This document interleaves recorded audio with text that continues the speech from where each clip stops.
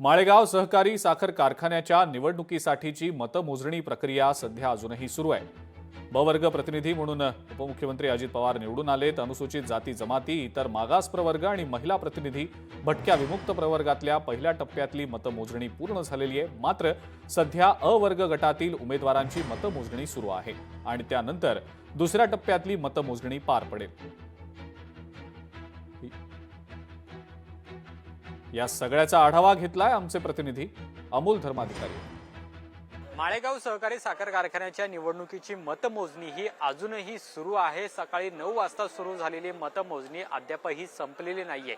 पहिल्या फेरी जी आहे ती आता झालेली आहे। काही वेळापूर्वीच निवडणूक अधिकाऱ्यांकडून ही माहिती देण्यात आलेली आहे। जवळपास आता 11 तास होत आलेले आहेत, तरी सुद्धा या संपूर्ण फेऱ्या आहेत त्या अद्यापही संपलेल्या नाहीयेत आणि त्यामुळे कदाचित उद्या सकाळपर्यंत ही संपूर्ण मतमोजणी आहे ती पूर्ण होण्याची शक्यता आहे आणि त्यानंतर निकाल आहेत ते सुद्धा हाती येतील आणि या माळेगाव सहकारी साखर कारखान्याच्या निवडणुकीचे चेअरमन कोण होणार हे खरं तर उद्या ठरणार आहे। साधारण 24 तास या संपूर्ण मतमोजणीच्या प्रक्रियेला लागू शकतात अशी सुद्धा माहिती आहे। कदाचित उद्या सकाळपर्यंत हे संपूर्ण मतमोजणीची जी प्रक्रिया आहे ती संपेल आणि अंतिम निकाल आहे तो सुद्धा घोषित होईल असं सांगण्यात येते।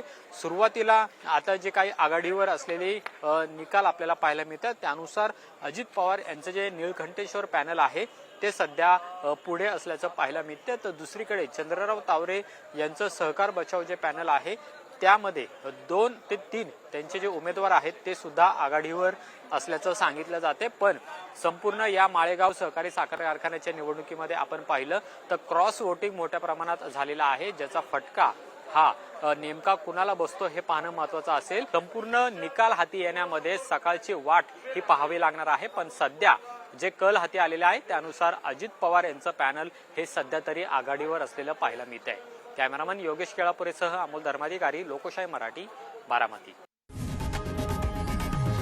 लोकशाही मराठी ऐका, पहा, जागरूक रहा।